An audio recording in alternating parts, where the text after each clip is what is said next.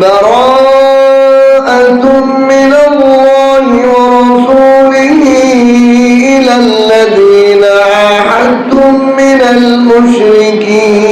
المشركين فسيحوا بالأرض 4 أشهر واعلموا أنكم غير معجز الله وأن الله مخزي الكافرين وآذان من الله ورسوله إلى الناس يوم الحج الأكبر أن الله بريء من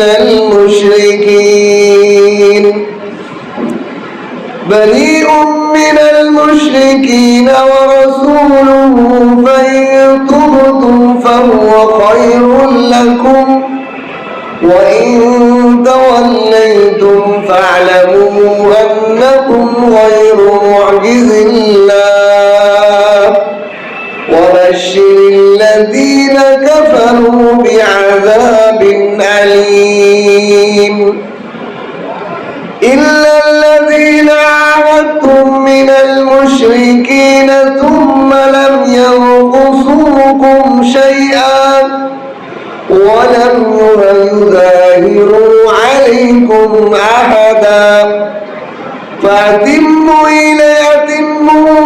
إليهم عهدهم إلى مدتهم إن الله يحب المتقين فإذا انسلخ الأشهر الحرم فاقتلوا المشركين حيث وجدتموهم وخذوهم واحصروهم وقعدوا لهم كل مرصد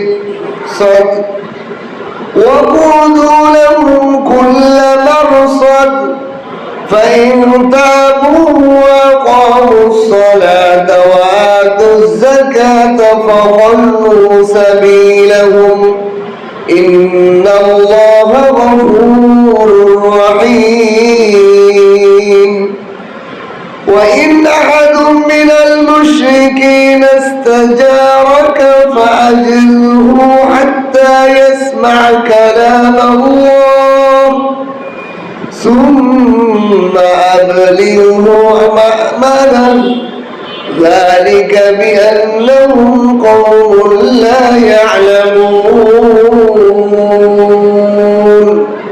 صدقت يا أرحم الراحمين بارك الله لنا ولكم في القرآن العظيم ونفعنا وإياكم بالآيات والذكر الحكيم سبحانك لا علم لنا إلا ما علمتنا إنك أنت العليم الحكيم ربي زدني علما رب اشرح لي صدري ويسر لي أمري واحلل عقدة من لساني يفقهوا قولي আল্লাহ তাআলার লাখো কোটি শুকর ও সুজুদ যে মহান রব্বুল আলামিন আমাদেরকে দয়া করে মায়া করে আল্লাহর ঘর মসজিদে কোরআন পাকের তাফসীর করা এবং শোনা আমলের নিয়তে বসার তৌফিক দান করেছেন এজন্য কালিমাতুশ শুকর আদায় করি আলহামদুলিল্লাহ আজকে সূরাতুল বারাত সূরা তাওবা প্রথম এখানে আয়াত আমি তেলাওয়াত করছি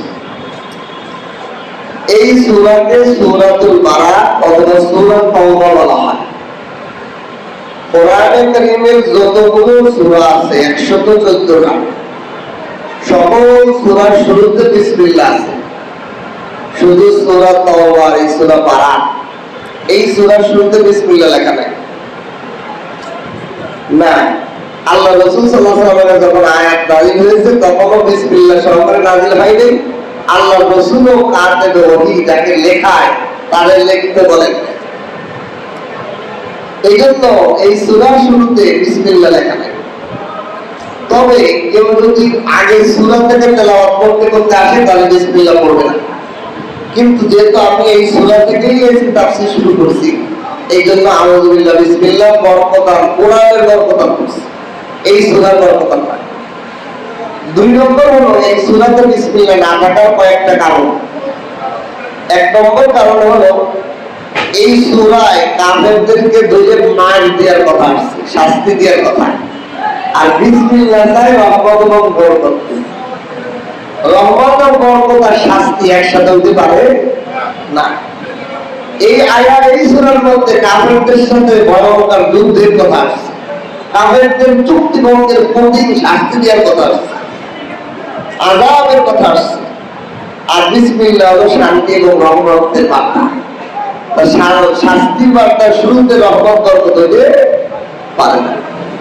নাম্বার 2, এই সূরা মজমুন বিষয়বস্তু আগের সূরার সাথে মিল, এই জন্য এটা সূরা বিসমিল্লাহ লেখা হয়। যেমন ধরুন একই সূরা, কিন্তু অধিকাংশ মুফাসসিরের নিকট যেহেতু এটা আলাদা সূরা কি আলাদা সূরা না, এ ব্যাপারে রাসূলুল্লাহ সাল্লাল্লাহু আলাইহি ওয়াসাল্লামের পক্ষ থেকে অধিক বক্তব্য বা নবীর বলে দেখছি। এই জন্য এটাকে আলাদাভাবে উল্লেখ করা হয়েছে সূরায়। এই সূরার নাম 2টা, সূরা তাওবা, সূরা বারাত। সূরা বারাত এই জন্য যেখানে শুরুতেই বারাআতুন মিনাল্লাহ। বারাত শব্দের অর্থ হলো পরিষ্কার, পরিষ্কার করা, সম্পর্ককে ছিন্ন করে পরিষ্কার করে ফেলা। কাফেরদের সাথে যত চুক্তি ছিল সব শক্ত ধুয়ে মুছে পরিষ্কার করে ফেলা। যার কোনো চুক্তি চলবে না, তোরা তো বাটপাড়ি করিস, তোমরা খালি চুক্তি ভঙ্গ করো, তোমাদের সাথে কোনো চুক্তি আল্লাহ রাসূলের সাথে নাই। এটাকেই বলে বারাত। আল্লাহ এবং রাসূল পরিষ্কার হয়ে গেছে, ওদেরকে নিরাপত্তা দিয়েছে, আর নিরাপত্তা নাই তোদের। এই জন্য এই সূরার প্রথম শব্দ থেকে এই সূরার নামকরণ করা হয়েছে সূরাতুল বারাত।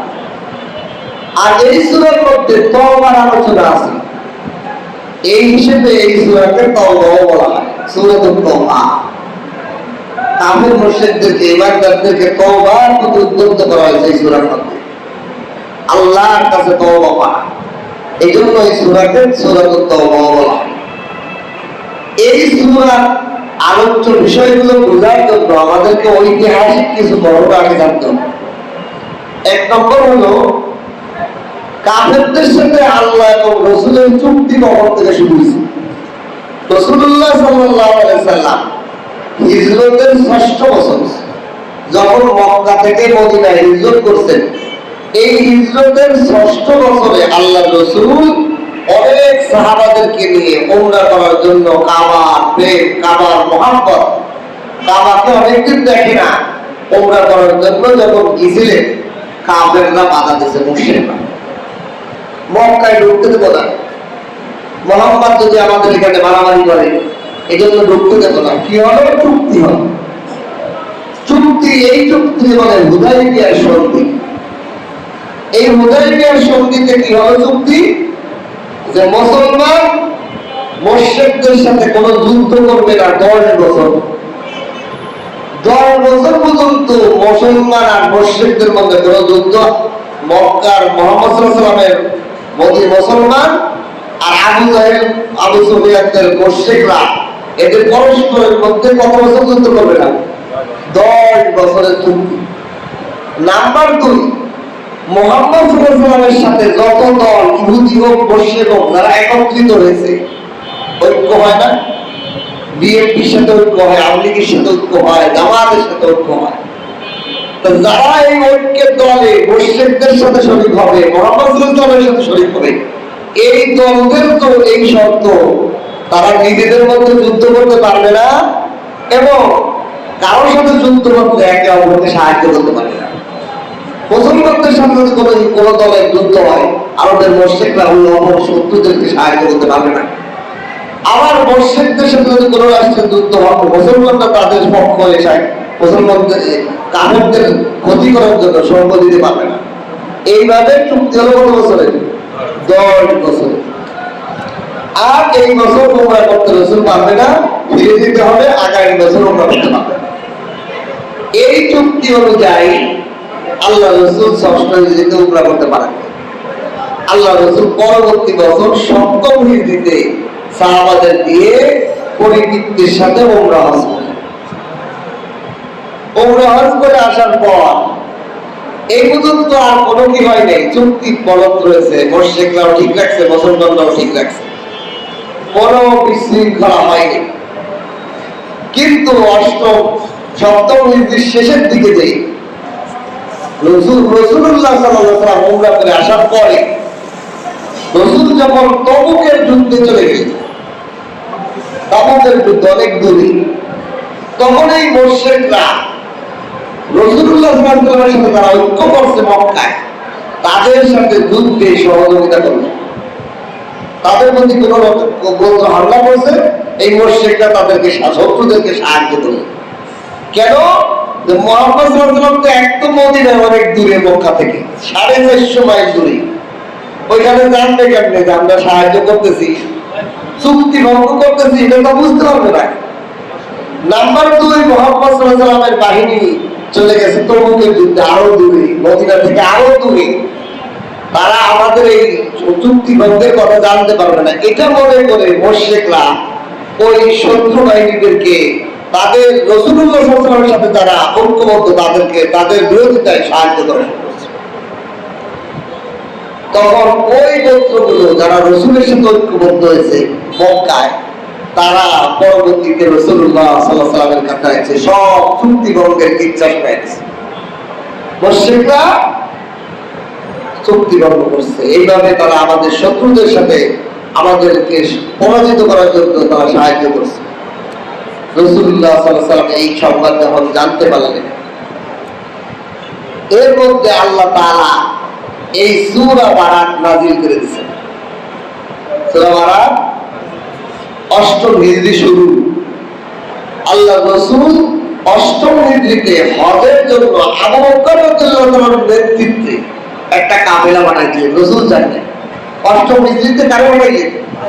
আবু বকর রে, যে হজের মৌসুম, তুমি একটা কাফেলা নিয়ে মদিনা থেকে হজ দাও। রওনা হয়ে গেলেন, কিছু দূর যাওয়ার মধ্যেই এই সূরা নাযিল। এই সূরার মধ্যে আল্লাহ তাআলা বিধানগুলো বলে দিলেন যে কাফেররা যত চুক্তি ভঙ্গ করছে তাদেরকে আর কোনো সুযোগ দেওয়া যাবে না।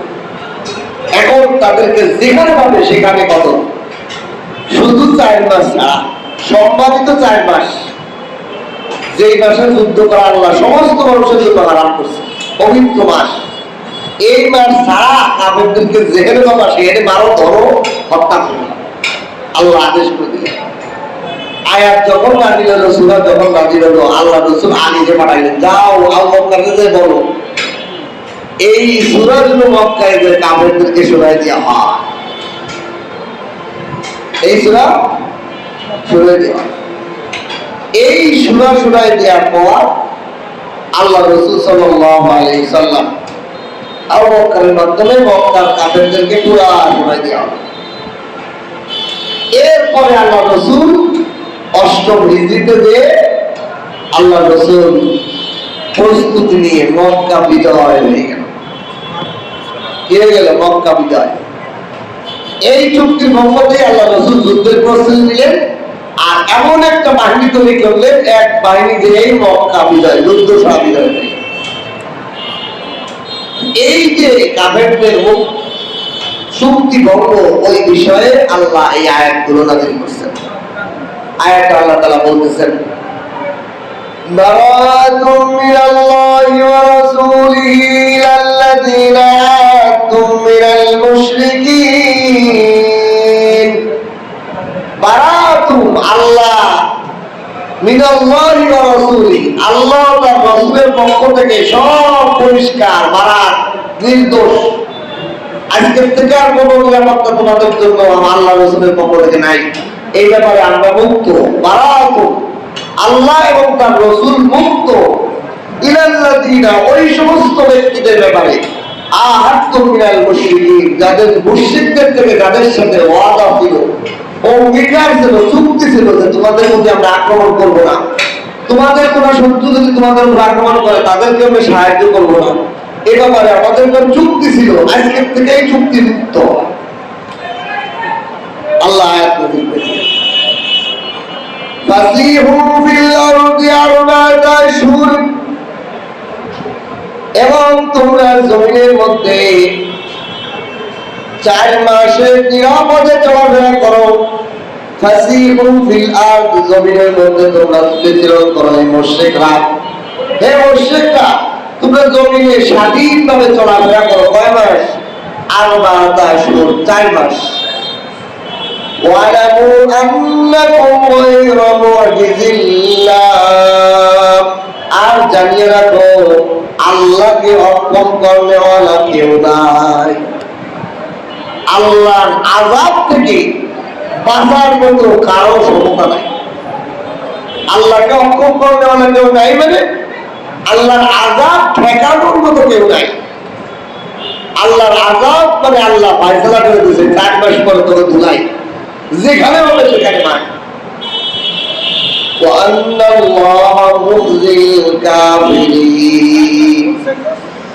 এই 4 মাস জিলকদ জিলহজ, এরপরে মুহররম রজব, এই 4 মাস। এই 4 মাসে যুদ্ধ করা সমস্ত পৃথিবীর মানুষের উপর আল্লাহ হারাম করেছে। এটা সম্মানী মাস, এটা যুদ্ধ বিগ্রহ করা যাবে। আল্লাহ তাআলা বলেন যে আর আল্লাহ কাফেরদেরকে লাঞ্ছিত করবেন, অপদস্থ করবেন, এটাই আল্লাহর ফয়সালা। যেহেতু কাফেররা ঘুরে ফিরে মুসলমান নবীর সাথে হট্টগোল করতেই আছে, আর এরপরে চুক্তি করে আবার চুক্তি ভঙ্গ করে গোপনে, এই জন্য আল্লাহ বলেন আল্লাহর আযাবকে প্রতিহত করার মতো কেউ নাই। আর আল্লাহ কাফেরদের জন্য তাদের লাঞ্ছনা অপদস্থতা নির্ধারণ করে রেখেছে। এরপরে আল্লাহ বলেন ওয়া'যাবুম মিনাল্লাহি ওয়া রাসূলিহি ইলান-নাস, আল্লাহর পক্ষ থেকে এলান, আযান। ওয়া'যাবুম মিনাল্লাহ, আল্লাহর পক্ষ থেকে একটা আযান, আযান মানে ঘোষণা, এলান। ওয়া রাসূলিহি, এবং তার রাসূল, আল্লাহর রাসূলের পক্ষ থেকে, ইলান-নাস, সমস্ত পৃথিবীর মানুষের জন্য, সমস্ত মানুষের জন্য আল্লাহ এবং তার রাসূলের পক্ষ থেকে একটা এলান। এলান ইয়াউমুল হজ্জিল আকবার, হজ্জে আকবরের দিন থেকে। এই 4 মাস যে হারাম, এটা কোন শুরু কখন? শুরু হলো জিলহজ মাসের ও হজের দিনের থেকে। হজের দিন কি? হজ্জে আকবার বলা হয়। হযরত ইবনে ওমর রাদিয়াল্লাহু তাআলা, হযরত আব্দুল্লাহ ইবনে ওমর, আব্দুল্লাহ ইবনে জুবায়ের, এরকম বড় বড় সাহাবী যারা,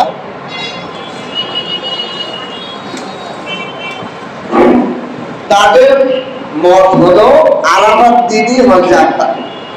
হজ্জে আকবার মানে বড় হজ। বড় হজ বলতে আরাফাত দিনকে বোঝায়। আর অনেক সাহাবাদের মত হলো ঈদের দিন, কুরবানির দিন, 10ই জিলহজ। আর আরাফাত দিন হলো 9ই জিলহজ। আর কেউ কেউ বলছে আরাফাত দিন আর ঈদের দিনে দুটোটা মিলেই হজ্জে আকবার। এর মধ্যে ইখতিলাফ আছে। আবার আমাদের সমাজে হজ্জে আকবার মানে সাধারণ মানুষ মনে করে, যদি হজটা শুক্রবারের দিন পড়ে যায় তাহলে হজ্জে আকবার মনে করে। কোনো এটা ভুল তথ্য। রাসূলুল্লাহ সাল্লাল্লাহু আলাইহি ওয়াসাল্লাম বিদায় হজ যে করেছিলেন, সেই বিদায় হজটা জুমার দিন পড়ে গেছিল। রাসূলের যে বিদায় হজ, ওইটা হজের দিন এবং জুমার দিন একই দিনে হয়েছে। যেমন এবার আমাদের সম্ভাবনা আছে শুক্রবারের দিন কুরবানির ঈদের দিন হওয়ার। তারিখ অনুযায়ী যদি চাঁদ বেশ কম হয়, তাহলে জিলহজের চাঁদ ওঠার পরে তো ওই 10 তারিখ হবে। বাকি এমনি হিসাব করে দেখা যায় 30, যদি মাস 30-এ হয় এই আরবি মাসটা, তাহলে একবার শুক্রবারে যে ঈদ হবে। এই জন্য এটা বহু তথ্য যে শুক্রবার হলেই হজ্জে আকবার। বরং হজের দিন, যে কুরবানির দিন, আরাফার দিন, এগুলোকেই হজ্জে আকবার বলে। আল্লাহ বলে এই যে হারাম পুরো পৃথিবীর মানুষের জন্য আল্লাহ এবং রসুলের পক্ষ থেকে যে অ্যালার্ট, সে অ্যালার্টটা হলো যে তোমাদের হারাম টাইমটা কখন শুরু হবে? ইয়াউমুল হজ্জিল আকবার, এই হজের দিন, ঈদের দিন থেকে শুরু হবে। আর শেষ হবে কবে? 10ই রবিউল আউয়াল। আন্নাল্লাহা বারিউম মিনাল মুশরিকিন, আর নিশ্চয়ই আল্লাহ তাআলা মুক্ত মুশরিকদের ব্যাপারে। এই হজ্জে আকবার থেকে আল্লাহ মুশরিকদের ব্যাপারে পুরা মুক্ত। এই 4 মাস হারাম থাকবে, এরপরে যে আল্লাহ এবং রসুল তোমাদের নিরাপত্তার চুক্তির ব্যাপারে সমস্ত বিষয় থেকে মুক্ত, তোমাদেরকে যেখানে পাবে সেখানে হত্যা করতে পারবে, চুক্তি আর থাকবে না। তবে আল্লাহ বলেন আন্নাল্লাহা বারিউম মিনাল মুশরিকিন ওয়া রাসূলুহু, আল্লাহ এবং তার রসুল মুশরিকদের ব্যাপারে পরিপূর্ণ মুক্ত।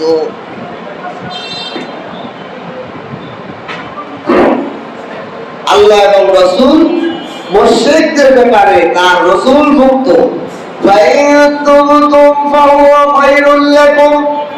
তবে যেই সমস্ত মুশরিক এবং কাফেররা তওবা করবে, তওবা করে ফিরে আসবে, তাদের ব্যাপারে আল্লাহ এবং রসুল মুক্ত না, বরং তাদেরকে জিম্মাদারি দিবেন। বলেন সুবহানাল্লাহ। এতে বোঝা যায় যারা ঈমানদার তারা কি হদস ছাড়া, তারা কি মুরব্বী ছাড়া, অভিভাবক ছাড়া গরিব হইতে পারে, তার কোনো বড় লোক আত্মীয় না থাকতে পারে, টাকা পয়সা না থাকতে পারে, যে ঈমানদার তার মুরব্বীকে বলেন না আল্লাহ। আল্লাহ এখানে এই আয়াতের দ্বারা বোঝা যায় যারা তওবা করে ঈমানের পথে ফিরে আসবে, আল্লাহ এবং রাসূল তাদের ব্যাপারে মুক্ত নয়, তাদের জিম্মাদারি আল্লাহ এবং রাসূলের হাতে। সুবহানাল্লাহ। তারা মুরব্বী ছাড়া,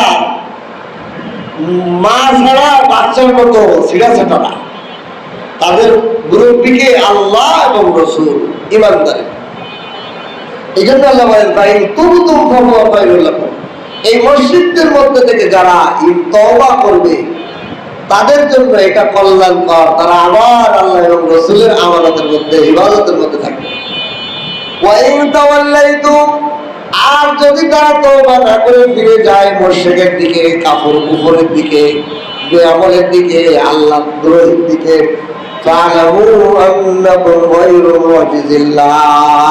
তাহলে জানিয়ে রাখো আল্লাহর আযাবকে কেউ প্রতিহত করতে পারবে না।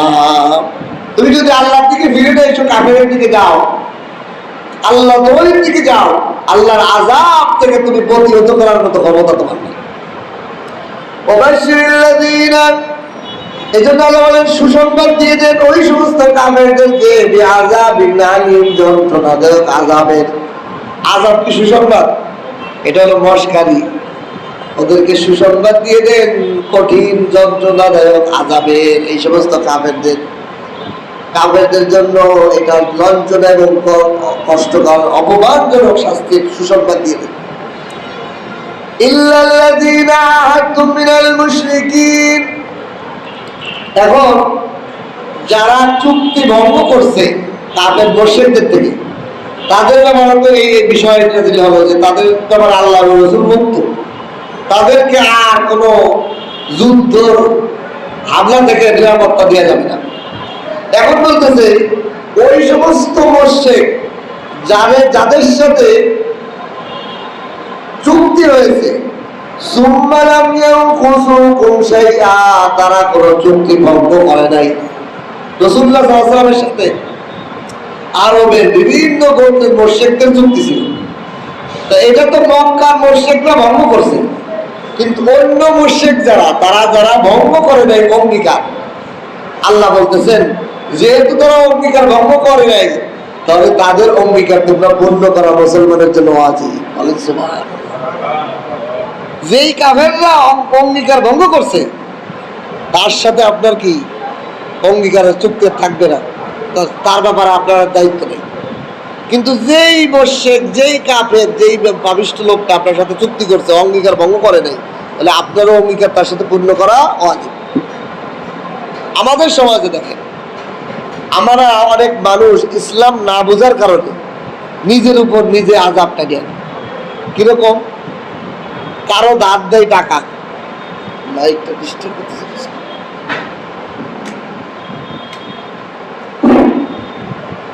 আমরা অনেক সময় অনেক মানুষকে টাকা দান দিই। এখন টাকা দান দিয়ে বসে বাড়িয়ে দিচ্ছি, সে দেয় না, ঘুরায়। তাহলে আবার টাকা দান করলে কি দিবেন? তারপরে উনি কেউ দেয়, তাহলে সে নিজের পায়ে নিজে ঘুরাল দিবে না।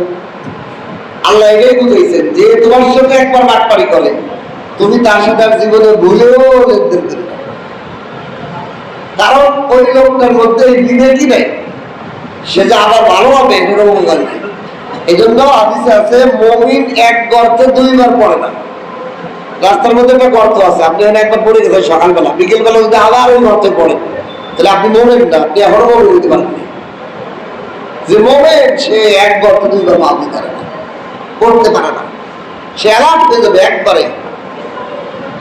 একবারে এই লোকের সাথে লেনদেন করে দেখছি, এই লোকের ভালো ঠিক নেই, ওর সাথে জেন দেখিতে কি আমার উদ্ধার করতে লেনদেন করবো না। এটা হলো ইমানদার।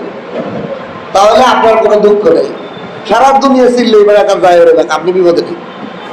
আর যারা আবার দেয় তারা পয়সা দিয়ে আবার, তখন আরো বড় বাটপারি করে, আরো কান্দে। এরকম লোকজন, মানুষ এরকম লোকজন তো আপনি বানাইছেন। আপনি জেন্দেগিটার সাথে লেনদেন না করার সুবিধা হয়ে যাবে।